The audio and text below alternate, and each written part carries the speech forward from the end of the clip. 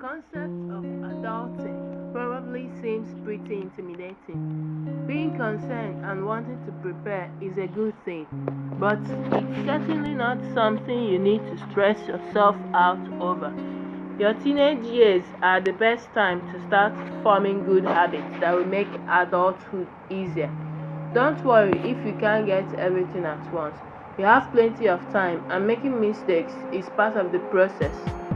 Read on to discover the best things you can do to make sure that you are ready to start life as an adult and avoid many of the common pitfalls that tend to trip a lot of people up. Now let's take a look at the steps. Step 1. Cultivate a growth mindset. Cultivate a growth mindset. Use mistakes as an opportunity to learn and grow. As you transition into adulthood, you are going to make mistakes, and that's okay. It's just a part of growing up, and making your way in the world. Analyze your mistakes so you can figure out how to avoid the same situation in the future. Eliminating negative self-talk is a big part of having a growth mindset. For example, instead of saying, "I will never be able to do this," you might say, "I messed up that time, but I know I will figure it out eventually." When you mess up, owning up, you miss out on the opportunity to grow and learn if you make excuses or blame it on something or somebody else. Step 2. Hone your time management skills. Use a calendar to schedule events, tasks, and activities.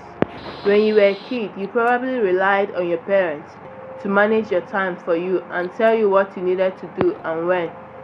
To prepare for adulthood, start scheduling your classes, deadlines, work, events, and other activities on a calendar. Use the calendar app on your phone if that's easier for you.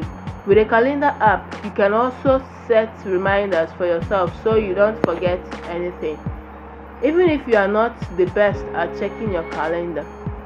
Don't forget to schedule free time as well. Even if you have school, work, and other activities, you still need time to yourself to recharge and do your own thing. Step 3.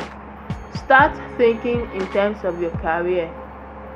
Use early jobs to get a handle on what you enjoy doing. At this age, the most important thing you can do career-wise is identify your strengths and interests. Then start looking at how those strengths and interests translate into marketable skills. Find out what kind of education and experience you need to do what you want to do and go from there. For example, suppose you have a part-time job at a cafe and you really enjoy making the signs that are displayed out front with daily specials. That could translate into a career in graphic design, marketing, or social media. Whatever you decide now isn't set in stone. Plenty of adults pivot to different careers after years or even decades in the workforce, but it's still a good idea to narrow down your options early on. Step 4. Budget your money. Set up a budget to help you develop good spending habits now.